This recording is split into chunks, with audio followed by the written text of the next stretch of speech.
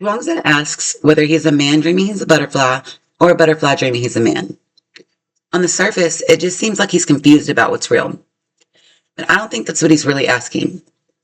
I think what he's actually questioning is whether there's a solid, unchanging self at all. He's not trying to figure out which version is real. He's just challenging the idea that identity and certainty are fixed and knowable. And here's how his point works. First, when he's sleeping, he isn't pretending that he's a butterfly. He fully is one. There's no awareness that he's Zhuangzi at all. Second, when he wakes up, being Zhuangzi feels just as real as being the butterfly did.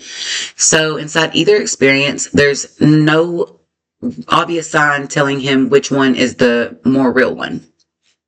Third, he brings in this Taoist idea called the transformation of things.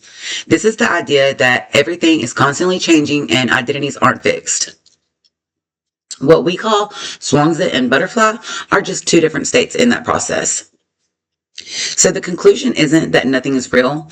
It's that asking for absolute certainty about who you are might be the wrong kind of question. This argument is valid because if identity really is always shifting, then it makes sense that no single version of the self has permanent claim to being the real one. Is it sound? That depends on what philosophy you buy into. Western thinkers like Descartes would disagree. He famously says that even when we're dreaming, the thinking self is still real and stable. But people like David Hume, on the other hand, sides with Zhuangzi, saying that the self is just a bundle of experiences and not a permanent thing. As for persuasiveness, we've all dreamed before. So it's already relatable and you don't need technical philosophy to get to the point. I don't think that he's trying to make us doubt reality. I think that he just wants us to let go of the idea of an unchanging self.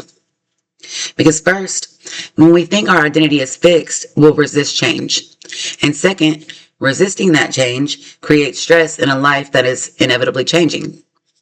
So, seeing identity as flexible actually makes us more adaptable.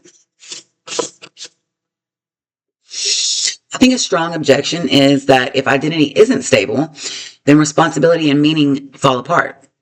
How can I be held accountable if I'm always changing?